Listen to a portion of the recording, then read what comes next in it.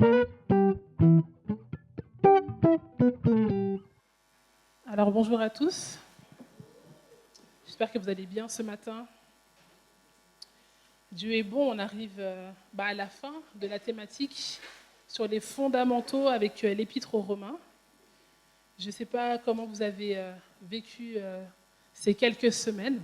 Je pense qu'on aura l'occasion d'entendre certains témoignages, de certaines choses vécues, de ce que le Seigneur a pu rétablir, établir, approfondir, fonder en nous.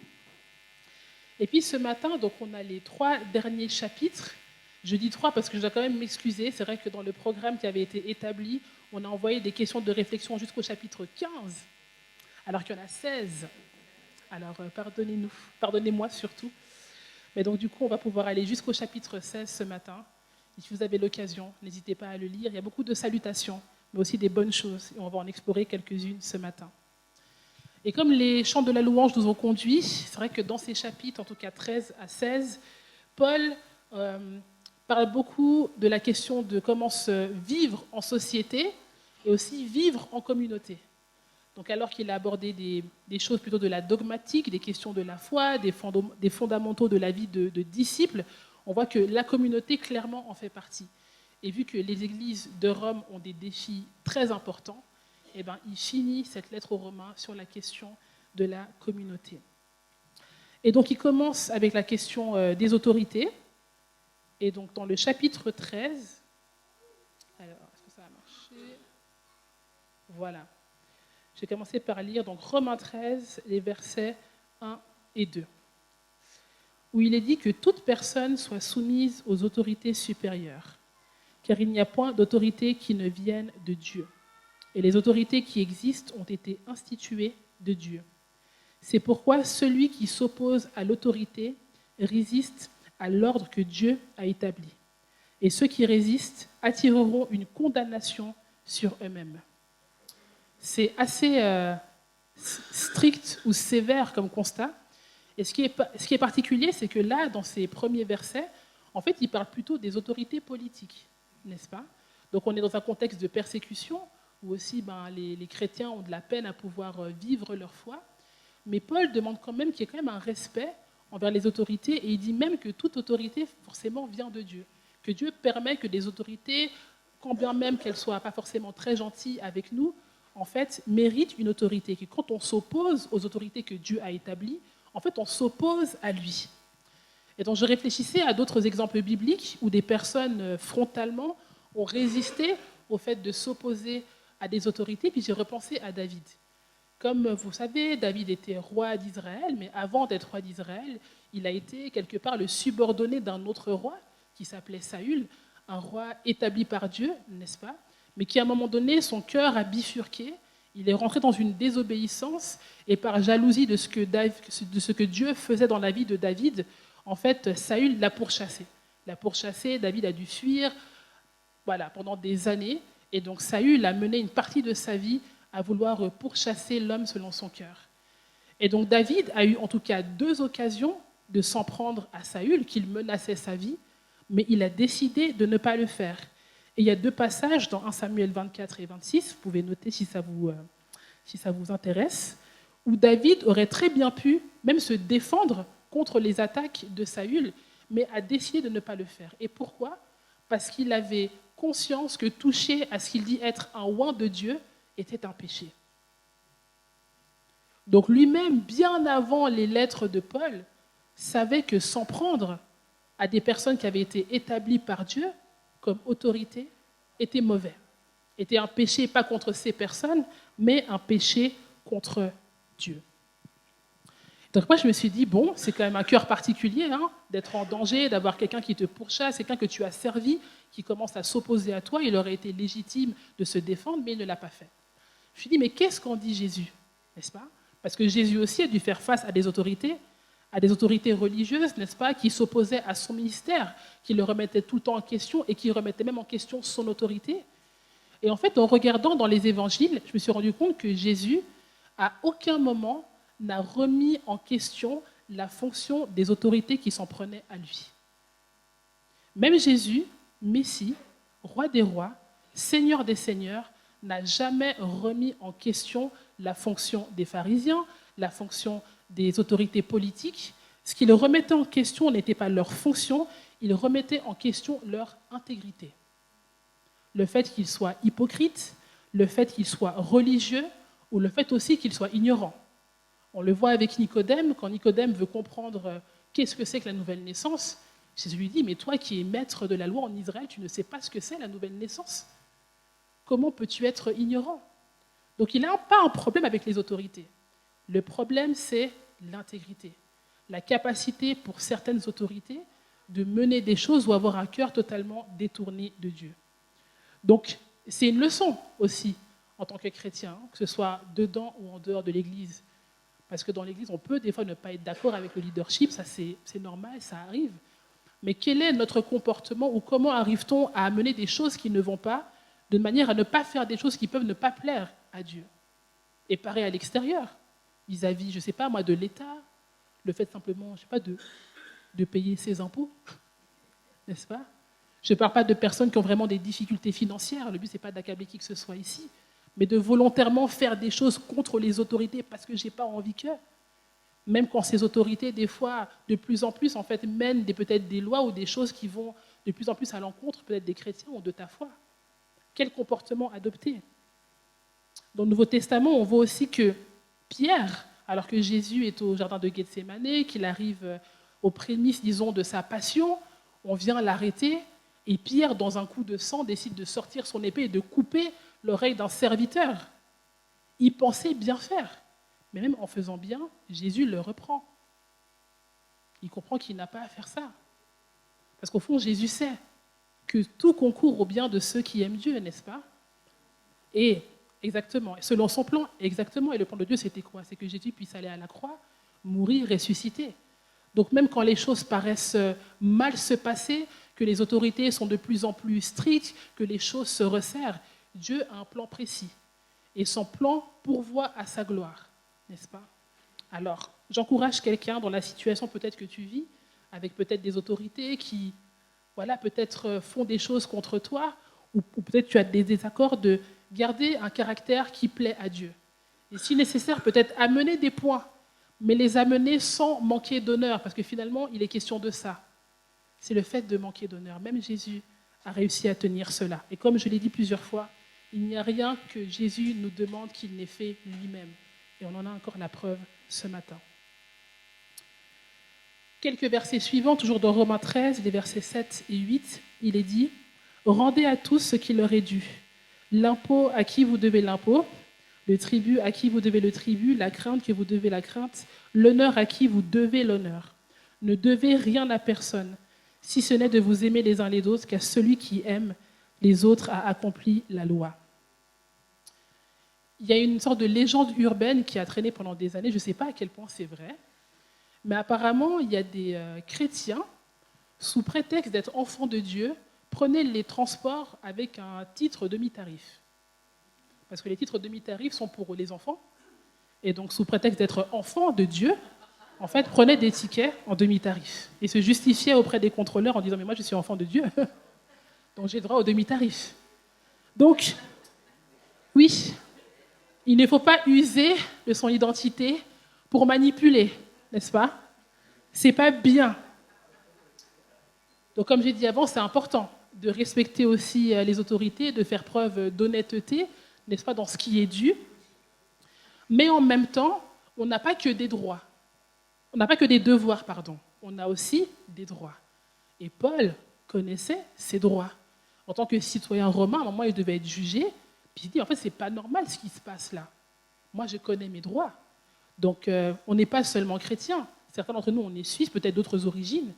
Mais ça ne veut pas dire qu'on doit se laisser faire.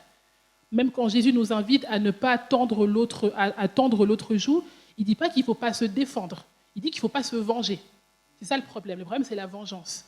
Mais connaître ses droits, devoir aussi, en fait, honorer sa propre intégrité, ce n'est pas un péché.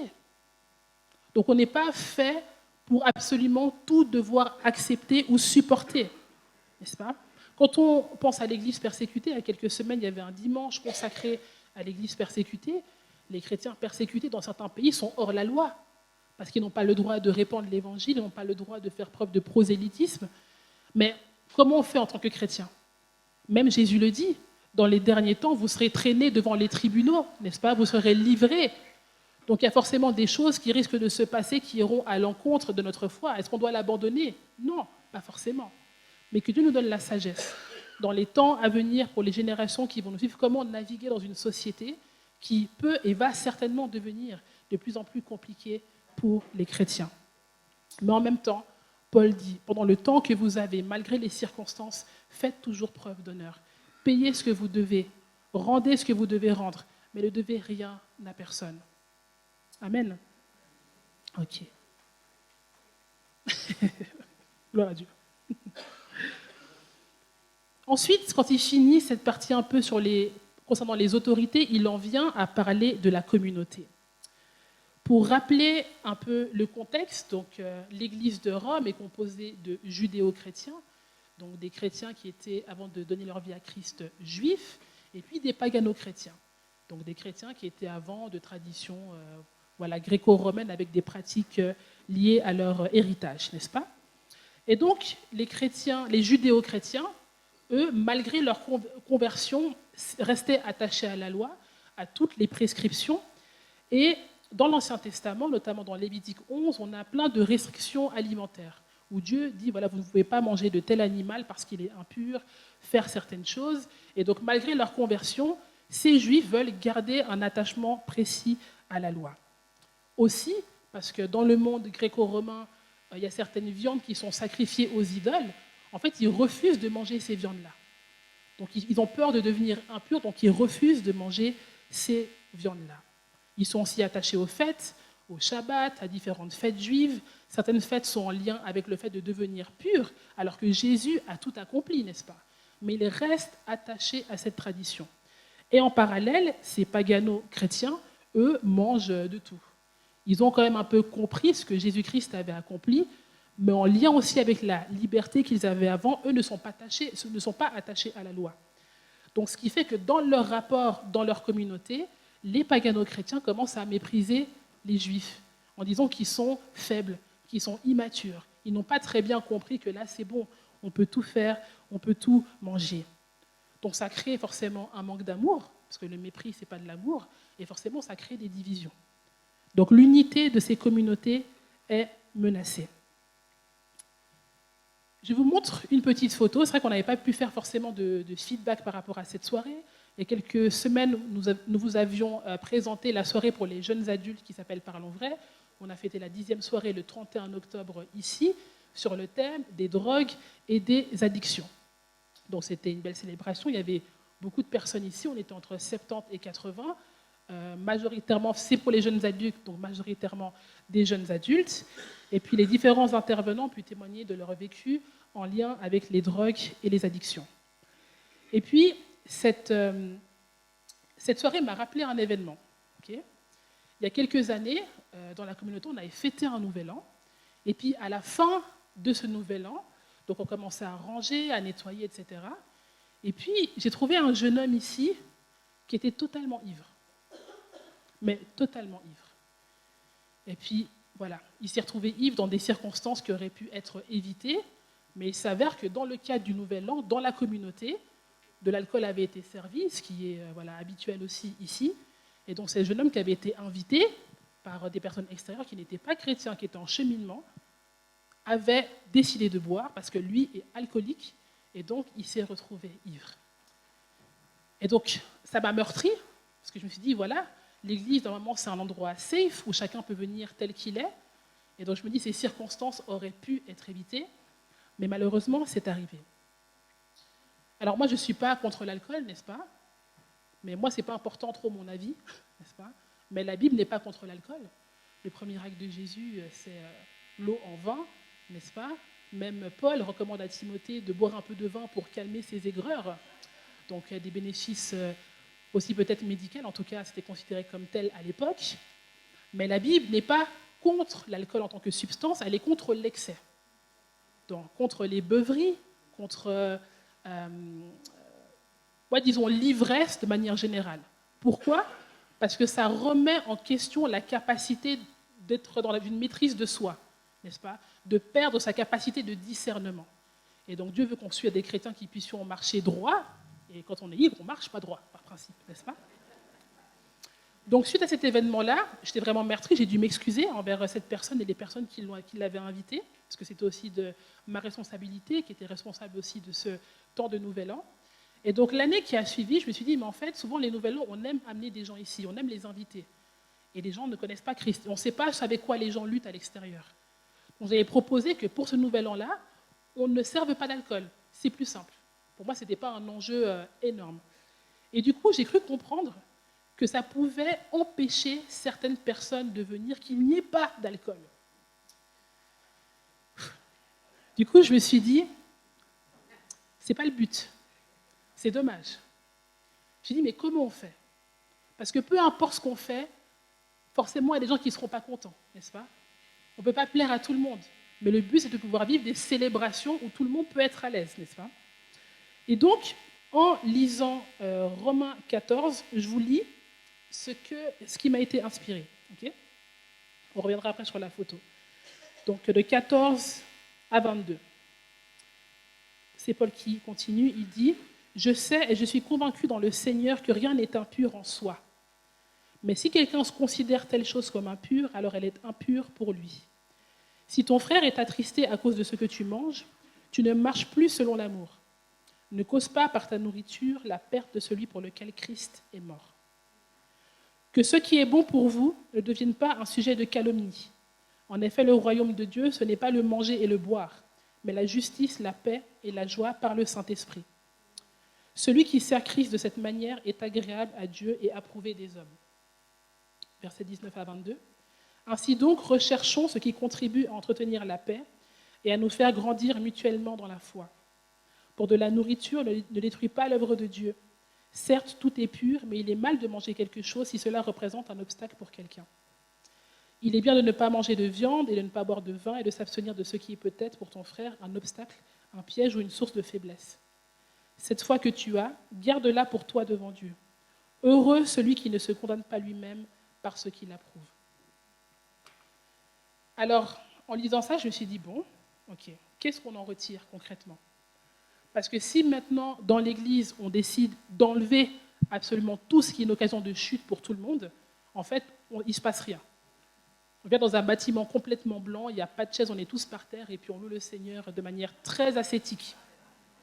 Donc, comment on fait si on doit se priver de ce qui est un problème pour absolument tout le monde? Et puis, je me suis dit, en fait, ce n'est pas forcément ça le problème. Parce que là, dans le cadre des Romains, c'est une question de oui, ce qui est impur, ce qui est impur. Là, ce qu'on a vécu au Nouvel An, c'est plus une occasion de chute pour les autres. Ce que suggère Paul, c'est exactement la question que Caïn a posée à Dieu quand il lui a demandé « Où se trouve ton frère ?» Il lui a dit « Suis-je le gardien de mon frère ?» Et la réponse, c'est oui. Dans une communauté, on est gardien des uns des autres. Donc le problème, ce n'est pas ce que nous consommons, mais de se dire que pour que l'Église demeure ce qu'on peut appeler une safe zone pour l'ensemble d'entre nous, comment trouver un moyen de marcher au mieux dans la communion fraternelle?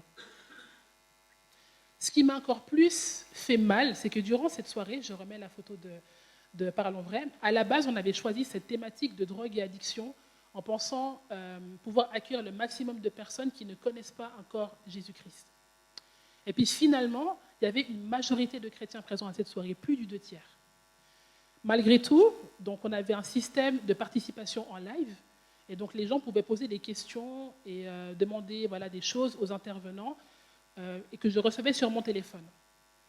Et j'ai été tellement étonnée du nombre de chrétiens qui vivent avec des défis d'addiction, mais de toutes sortes. De toutes sortes. On a parlé de drogue, d'addiction, il y avait des questions sur la boulimie, encore sur la pornographie, sur tellement de sujets. Et moi, je m'étais dit, bon, la question du Nouvel An, moi j'ai pensé aux gens qui venaient de l'extérieur. Que je me dis, peut-être c'est eux qui ont vraiment des défis de fous. Mais en fait, non, même dans l'Église. Et ce n'est pas marqué sur le front de quelqu'un que j'ai un défi avec telle ou telle chose. Alors comment moi, en tant que personne, pas seulement en tant que communauté, en tant que personne, qu'est-ce que je peux faire pour m'assurer d'être un bon gardien pour mon frère ou pour ma sœur? Alors non, certainement, il continuera d'avoir un peu d'alcool dans la communauté, mais je pense qu'on peut vraiment se questionner comment mieux gérer ça, pour éviter que quelqu'un qui ne connaît pas Christ puisse rentrer dans ce lieu et se retrouver à la fin d'une célébration, on a loué, prié, jeûné, se retrouver ivre ici. On a besoin de veiller les uns sur les autres, parce qu'on va encore accueillir des gens, on ne sait pas d'où ils viennent, qu'est-ce qu'ils ont vécu. Et nous-mêmes dans la communauté, ce que chacun vit, on ne sait pas. Enfin, des fois, moi, je sais un peu, mais beaucoup, on ne sait pas. Peut-être toi, tu sais aussi, n'est-ce pas? Alors, veillons les uns pour les autres. Donc, le but, ce n'est pas d'instaurer des dogmes, que ça, c'était la question des Romains. Les Juifs voulaient, non, mais on ne boit pas ça, on ne mange pas ça, parce que ce n'est pas de Dieu. Ce n'est pas ça la question. C'est de vivre la diversité dans la liberté en Christ, tout en restant fondé sur sa parole. Et pour ça, on a vraiment besoin du Saint-Esprit pour évoluer dans notre discernement, dans sa sagesse, pour arriver à cheminer ensemble. Ce ne sera pas parfait, mais je crois qu'on peut évoluer. Parce que des fois, on a une habitude qui date depuis peut-être des années, mais le monde évolue. Je ne sais pas si vous regardez vraiment comment le monde évolue, mais toutes sortes de défis évoluent aussi. Des nouvelles addictions arrivent. Durant cette soirée, on a parlé essentiellement peut-être d'alcool, de différentes drogues. Mais l'autre jour, je regardais un reportage où des jeunes gens, maintenant il y a des drogues avec le protoxyde d'azote.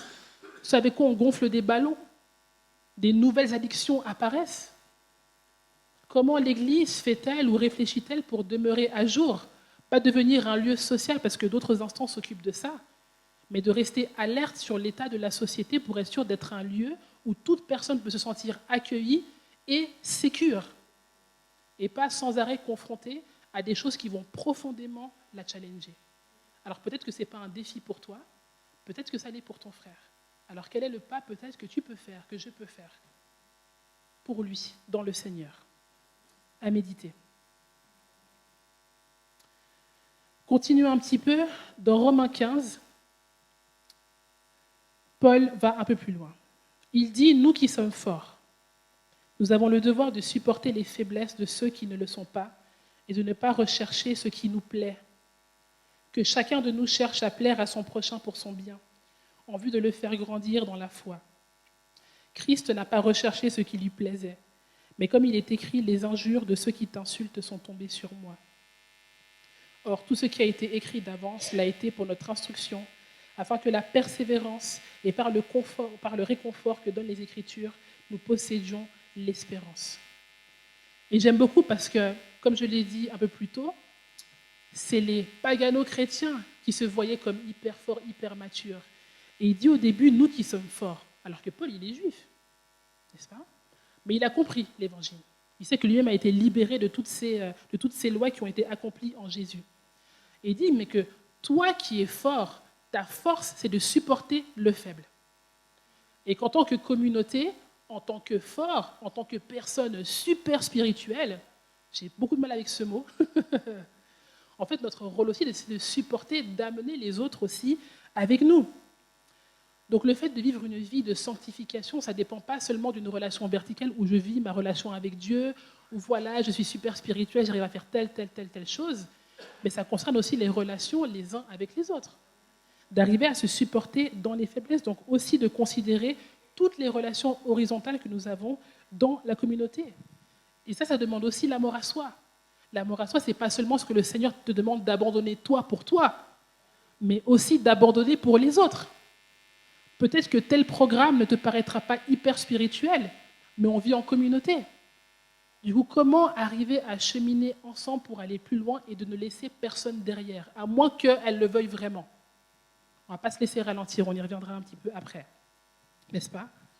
Mais c'est en tout cas le rôle des personnes fortes, c'est de faire monter ou de supporter les faiblesses et de faire monter aussi les autres qui sont peut-être un peu plus faibles avec eux. Parce que le but, c'est qu'on soit tous forts. Ce n'est pas que certains soient forts et d'autres faibles, c'est qu'on soit tous forts. Et ça ne peut pas reposer seulement sur le leadership. Ça ne peut pas reposer seulement sur les pasteurs. Moi, comme tout le monde, j'ai 24 heures. J'ai 2 bras, 2 jambes. Voilà. Moi, je peux, c'est aussi le rôle, la responsabilité, mais la communion fraternelle, c'est chacun. Vous avez aussi, voilà, il y a des cellules de maison, certains ont tissé des amitiés. Ça se vit dans les relations.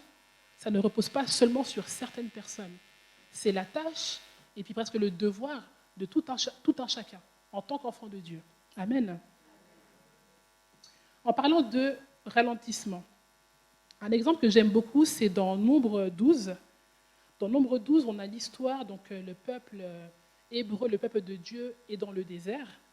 Et à un moment donné, Aaron et Myriam décident de critiquer Moïse. Moïse qui est leur leader, n'est-ce pas? Parce que Moïse a épousé une femme couchite. Donc les femmes couchites sont d'un peuple qui serait plutôt situé vers l'Éthiopie, n'est-ce pas? Donc on suppose qu'elle avait une carnation différente et que c'est pour ça que ça déplaisait, lié aussi à ces traditions, en tout cas Aaron et Moïse. Donc ils décident de murmurer contre Moïse. Dieu s'énerve, forcément, parce que c'est son serviteur, c'est lui qui l'a établi, c'est lui qui l'a choisi. Et du coup, il décide de frapper Myriam de la lèpre. Et beaucoup de personnes se demandent, mais pourquoi il n'y a que Myriam? Est-ce que ce n'est pas un peu sexiste tout ça? Que c'est marqué Myriam et Aaron? Peut-être pour désamorcer un peu cette tension, sachez que dans l'hébreu, le verbe qui est utilisé pour dire le murmure est écrit au féminin. Donc ça suppose que c'est Myriam qui a instigé justement le fait de murmurer. Il y a d'autres raisons aussi, mais on ne va pas faire trop de théologie, on va s'arrêter là. Et donc, Dieu décide de frapper Myriam de la lèpre. Moïse, alors que c'est lui qu'on critique, décide d'intercéder en faveur de Myriam. Il dit, Seigneur, pardonne-les, parce que c'est pas grave, moi ça me va et tout. Voilà, ok. Mais il y a des conséquences. Et Dieu tient à ce qu'il a décidé. Et voilà ce qu'il dit à Moïse. Il dit, si son père lui avait craché au visage, ne serait-elle pas pendant 7 jours un objet de honte? Qu'elle soit enfermée 7 jours à l'extérieur du camp, après quoi on l'y réintégrera.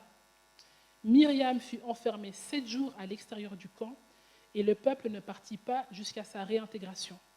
Après cela, le peuple partit d'Hatséroth, et il campa dans le désert de Paran. Donc Myriam a critiqué, Aaron aussi. Ils ont critiqué aussi le leadership de Moïse, n'est-ce pas, à cause aussi de sa femme, tout ce qui va avec. Et les conséquences sont qu'elle a été mise à l'extérieur du camp pendant 7 jours et qu'il est dit, le peuple ne partit pas jusqu'à sa réintégration. Je me dis, le murmure d'une personne a ralenti toute une communauté. C'est pour ça que la communion fraternelle, ce n'est pas seulement une histoire de relation, c'est profondément spirituel. À cause de l'erreur de une ou quelques personnes, toute une communauté est ralentie. Donc à cause des paroles, des comportements qu'on a, on a le potentiel d'accélérer aussi, mais aussi de ralentir le mouvement d'une communauté. Ça, c'est une bonne remise en question. De se dire, en fait, quelle est moi, ma position, ma posture, ma responsabilité dans ce qui peut se passer dans ma communauté. Quelles sont les implications, pas seulement de mes avis, de mes questionnements, peut-être de mes doutes. Ça peut arriver, c'est propre à tout le monde, ce n'est pas ça qu'on juge. Mais d'instiguer le murmure. Quand on parle de murmure, ce n'est pas anodin. C'est des critiques qu'on fait dans le dos, où on vient semer des choses qui amènent la division. C'est très pervers comme comportement. Et ça provoque des mauvaises choses, le ralentissement de toute une communauté. Dieu avait un objectif. Il fallait qu'il se rende quelque part. À cause du péché d'une seule personne qui s'est répandue, tout un peuple a dû l'attendre, a dû être ralenti. La communion fraternelle, ce n'est pas juste les relations, c'est profondément spirituel. Avançons encore un petit peu. Du coup, Paul, il revient pour nous amener à un autre paradigme de la communion fraternelle. Qu'est-ce qui est bon de vivre dans la communion fraternelle? Dans Romains 16 au verset 3, donc Romains 16 où il fait beaucoup de salutations, il dit « Saluez Prisca et Aquilas, mes collaborateurs en Jésus-Christ. Ils ont risqué leur tête pour me sauver la vie. Je ne suis pas le seul à être reconnaissant, c'est aussi le cas de toutes les églises des non-juifs. »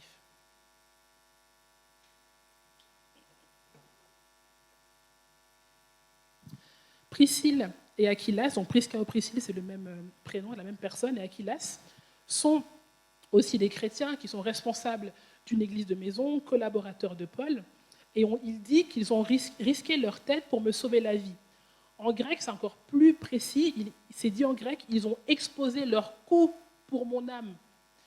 Un couple a été prêt de se faire décapiter pour sauver Paul, pour que son ministère soit préservé.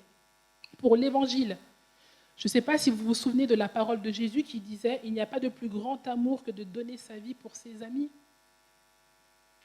C'est ça le propre ou l'absolu même de la communion fraternelle. Je ne dis pas qu'il faut maintenant commencer à vouloir se sacrifier pour tout le monde, n'est-ce pas? Là, c'est aussi un contexte particulier, la persécution, etc. Mais c'est ce genre de choses auxquelles ils étaient amenés. Moi, je ne sais pas à quel couple ici, les deux, seraient prêts à donner les deux leur vie pour une personne. Peut-être c'est l'un ou l'autre. Vas-y toi, vas-y moi, cache-toi, rentre à la maison, etc. Mais les deux ont eu leur cou exposé à la décapitation pour l'âme de Paul. Je pense que vous avez un peu suivi depuis ces derniers temps, il y a toutes ces commémorations des attentats de Paris du 13 novembre 2015. C'est l'anniversaire, en tout cas, des 10 ans de ce malheureux événement. Et puis j'écoutais le témoignage d'un survivant qui disait que dans un des endroits dans lequel il avait été aussi spectateur de ce qui s'était passé, il a vu des gens se jeter sous les balles des terroristes pour protéger leurs proches.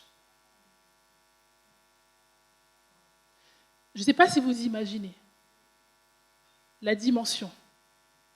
Dans un moment totalement inattendu, où toi tu vas juste à un concert ou aller dans une fête, au bar, boire un verre, d'un coup fusillade.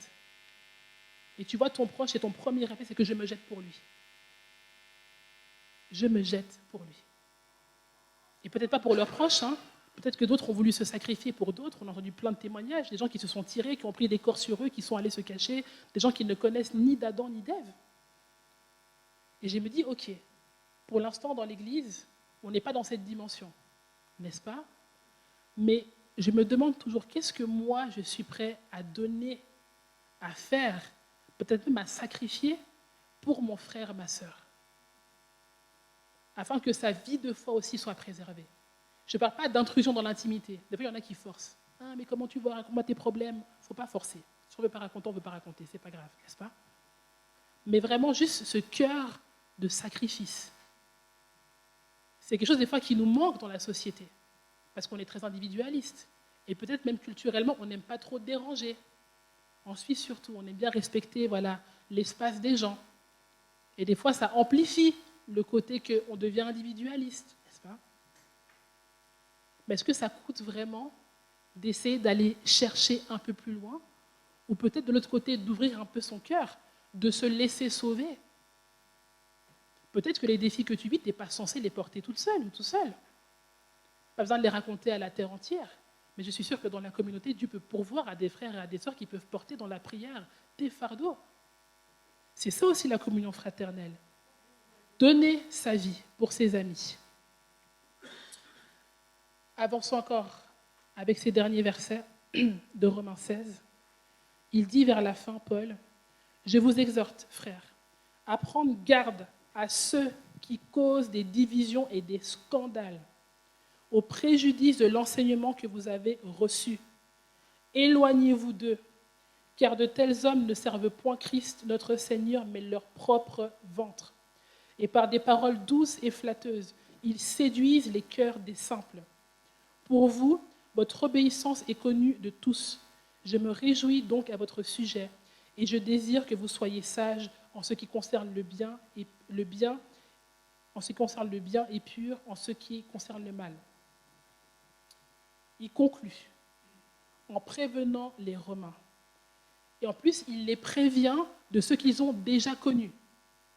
Parce qu'ils savent que dans la communauté, il y a des gens qui cherchent la division, qui causent des scandales au préjudice de la parole qui a été amenée pour que chacun puisse persévérer dans sa vie de foi et de discipulat.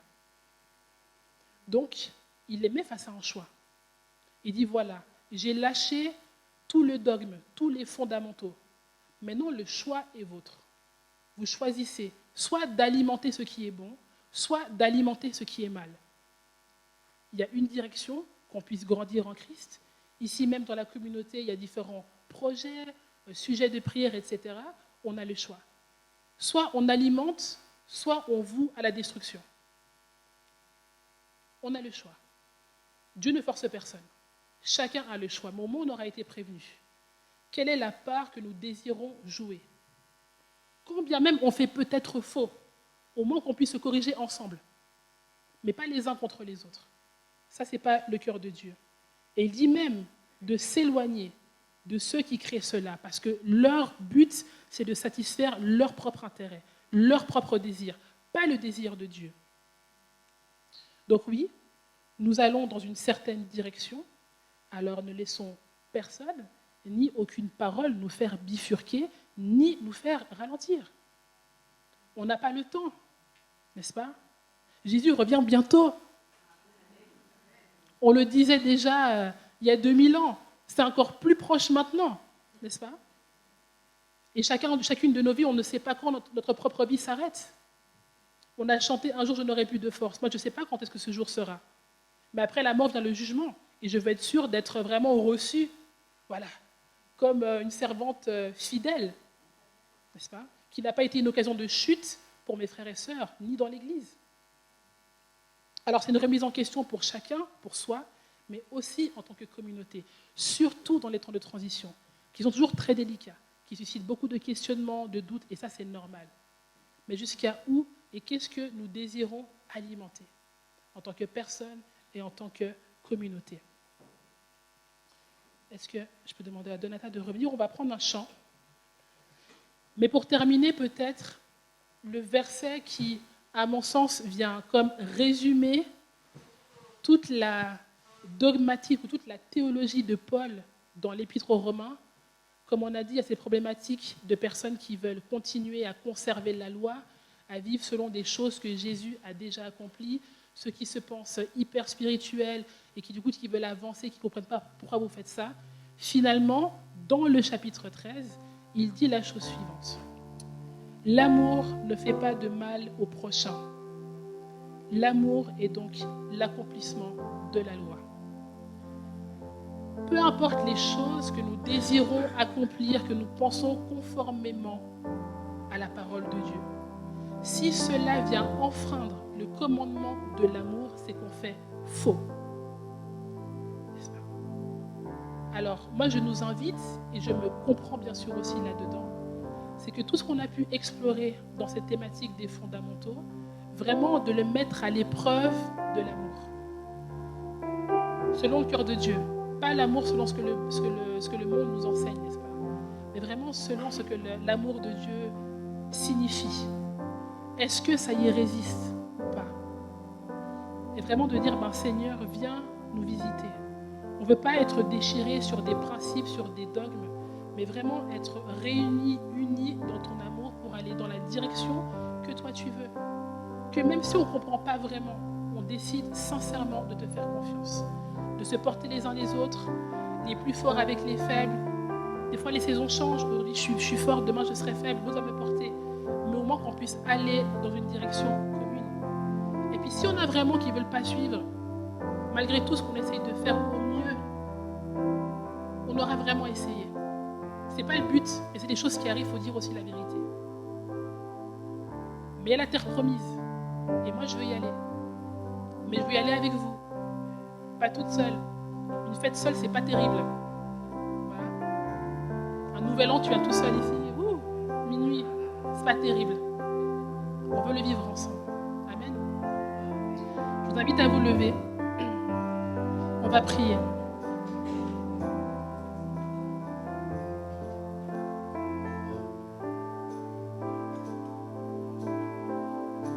Pour clôturer cette thématique, j'avais à cœur qu'on prie, et on l'a prié plein de fois, mais vraiment pour la question des murmures. C'est quelque chose qui est revenu tellement de fois dans cette communauté. Mais j'avais à cœur qu'on puisse prier une bonne fois pour toutes, vraiment. Et qu'après c'est fini. Puis si il y en a qui veulent continuer, mais ce sera sans nous. Ce sera derrière, amen. Une bonne fois pour toutes. et que chacun regarde à son cœur. Je dis ça, je ne m'exclus pas, n'est-ce pas? Parce qu'on dit, voilà, tu veux enlever la paille, regarde ta poutre. Chacun sait ce qu'il a aussi médité dans son cœur, ce qu'il a dit. Je vous invite vraiment à vous laisser sonder par le Seigneur. Et Saint-Esprit, maintenant, vient vraiment nous sonder et vraiment révéler à nos cœurs, Seigneur, quels sont les endroits où nous devons peut-être abandonner le murmure, Seigneur. Tu connais, Seigneur, peut-être les désirs personnels, les questionnements, les doutes. Et Seigneur, on veut te les remettre. Mais je prie que chacun, on puisse vraiment se regarder à la lumière de ta parole, Seigneur. Et te remettre, Seigneur, tout ce qui a pu être fait, dit ou pensé de faux par le passé. Afin qu'on puisse vraiment aller de l'avant en toute liberté et en tant que communauté, marcher de manière unie pour ta gloire, Seigneur. Et Seigneur, en ce sens, vraiment, je te demande pardon. Et tu peux aussi élever ta voix, simplement demander pardon, Seigneur, si tu sais qu'il y a des choses qui te montent à l'esprit. Il ne s'agit pas de viser la prière vers quelqu'un en particulier, mais il est dit, ça peut être aussi dirigé contre Dieu. Et si ça fait sens pour ta vie, simplement de répandre vraiment ces choses au pied de Jésus. Et oui, Seigneur, pardon. Pardon pour toutes les fois, Seigneur, où ma bouche a murmuré, Seigneur, contre toi.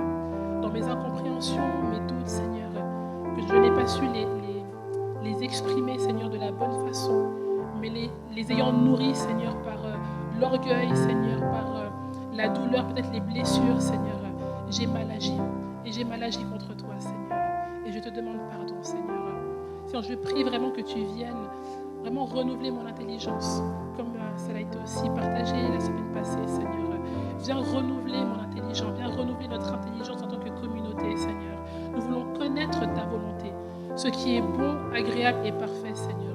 Nous savons que tu as des projets de bonheur pour cette communauté ainsi que pour nos vies respectives. Tu connais les défis de chacun. Nous avons besoin d'être remplis de ta pensée, d'être remplis de ta vérité, Seigneur, d'être remplis de ton amour, Seigneur, pour pouvoir avancer de la bonne manière selon ton cœur, Seigneur. Nous ne voulons pas éviter ta correction, mais la recevoir pleinement, parce que c'est une grâce, Seigneur. Ça veut dire que ce n'est pas fini, que tu as encore des projets, qu'on peut encore aller de l'avant, Seigneur. Alors viens peut-être nous corriger. Quels sont les endroits où on n'a peut-être pas compris, fait faux, Seigneur. Viens nous aligner vraiment à ta volonté, Seigneur. Au nom puissant de Jésus-Christ.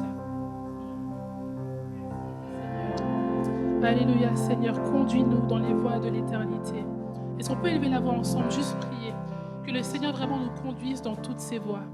Seigneur, tu connais, Seigneur, les voies, Seigneur, que tu as, même que tu as préparées d'avance, Seigneur, les œuvres que tu as préparées d'avance pour que nous les pratiquions, Seigneur. Ces œuvres ont des voies, Seigneur, et nous voulons les prendre, Seigneur. Tu sais peut-être là où nous avons peut-être dévié. Mais toi, je prie, Seigneur, au nom de Jésus-Christ, que tu viennes nous conduire, Seigneur, sur tes voies, Seigneur. Les voies de l'éternité, les voies qui nous conduisent vers ton éternité, Seigneur. Nous voulons marcher dans tes voies, Seigneur, pratiquer tes œuvres, accomplir ta volonté, Seigneur. Au nom puissant de Jésus-Christ, ne permets pas que nous soyons ni ralentis, ni précipités, Seigneur, mais que nous puissions marcher dans les temps que toi, tu as fixés, Seigneur, pour notre communauté et pour nos vies respectives, Seigneur. Merci parce que tes voies sont parfaites, Seigneur. Tes desseins sont parfaits. Et c'est ce que nous voulons prendre, Seigneur. Au nom puissant de Jésus-Christ. Alléluia. Comme on l'a prié aussi, comme on l'a entendu aussi, il était beaucoup question d'amour. Je crois qu'on a besoin d'amour, de le recevoir pour le manifester. J'aimais beaucoup, il y a une personne qui m'encourageait par rapport au ministère et qui me disait, mais Sidi, considère que le ministère, c'est le débordement de ce que tu vis intimement. Ce n'est pas juste quelque chose que tu fais alors que tu es vide. Ça doit être le débordement de ton intimité avec Dieu. Et le fondement de l'intimité avec Dieu, c'est vraiment l'amour. Et on en a besoin. S'il n'y a pas d'amour, il n'y a rien. Tout ce qu'on fait, c'est en vain. C'est la Bible qui le dit, ce n'est pas moi. Amen. Est-ce qu'on peut élever les mains ensemble pour vraiment être remplis de l'amour de Dieu? Alléluia, Seigneur. Saint-Esprit, merci. Parce que tu viens nous remplir de ton amour, Seigneur. On a besoin de ton amour pour vivre. On a besoin de ton amour pour marcher, Seigneur. Et nous voulons disposer nos cœurs pour recevoir ton amour. Je prie vraiment pour un débordement de ton amour en nous, Seigneur. Un amour pour qui tu es, pour ce que tu fais, Seigneur, pour ton œuvre. Alléluia, Jésus. Viens déverser ton amour dans les cœurs, Seigneur. que nous puissions jamais marcher à vide, mais toujours en étant remplis de toi, Seigneur, en ayant à cœur de te plaire à toi, de ne pas plaire à quelqu'un, mais de te plaire à toi, de ne pas plaire à nos propres désirs, mais de te plaire à toi, Seigneur. Remplis-nous de ton amour, Seigneur. Et que le débordement de cet amour soit celui que nous avons les uns pour les autres, Seigneur. Oui, Seigneur, aide-nous, Seigneur, à nous aimer les uns les autres. Aide-nous, Seigneur, à soutenir ceux qui sont plus faibles, Seigneur. Et si nous sommes faibles, à recevoir à l'amour, Seigneur, de nos frères et sœurs. Seigneur, merci parce que tu viens guérir un cœur ce matin. Tu viens restaurer, Seigneur, quelqu'un qui est peut-être meurtri, qui se sent peut-être seul, même dans la communauté qui se sent seul, Seigneur. Vraiment, viens consoler, Seigneur, et ouvre-nous les yeux sur les gens qui nous entourent, Seigneur, dans la communauté. Que personne ne puisse marcher seul, Seigneur. Rends-nous attentifs à celui qui est à notre gauche, à notre droite, Seigneur. Que personne ne puisse être laissé derrière, indépendamment de notre volonté, Seigneur. Seigneur, vraiment, agis. Aide-nous. Est-ce que quelqu'un veut prier et élever la voix pour bénir le Seigneur, bénir son amour?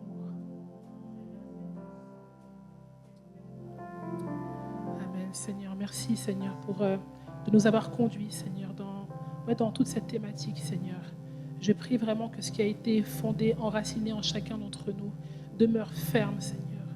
Qu'on puisse continuer, Seigneur, à bâtir, Seigneur, pour ton royaume, en étant vraiment fondé d'un accord commun, Seigneur, sur les mêmes bases, Seigneur. Et c'est toi, notre solide rocher. C'est sur toi qu'est fondée, Seigneur, l'Église, et c'est sur toi qu'est fondée cette communauté, Jésus. Seigneur, je prie encore que tu nous bénisses, Seigneur, que tu nous accordes ton discernement et ta sagesse pour connaître, Seigneur, les choses à venir. Donne-nous ce discernement des temps, Seigneur, dans ce temps de transition. Je prie que tu nous donnes vraiment un discernement pour comprendre la saison et celle à venir, que tu nous montres la direction à prendre et où se trouve, Seigneur, la terre promise. Viens parler à nos cœurs. Bénis les responsables de cette communauté. Couronne-les vraiment, couronne-nous de sagesse, de discernement, Seigneur. Et je prie que chaque membre de la communauté soit aussi couronné de sagesse et de discernement, Seigneur. Que chaque jour, on puisse avoir une intelligence renouvelée en toi, Seigneur. Que chaque jour, notre amour soit aussi nourri à cause de ton esprit, pas par nos propres forces. Oui, Seigneur, nous voulons sceller fermement, Seigneur, tout ce que nous avons reçu, afin que ta gloire, Seigneur, soit manifestée au milieu de nous, aujourd'hui et à jamais. Au nom puissant de Jésus. Amen. Amen, amen. Amen.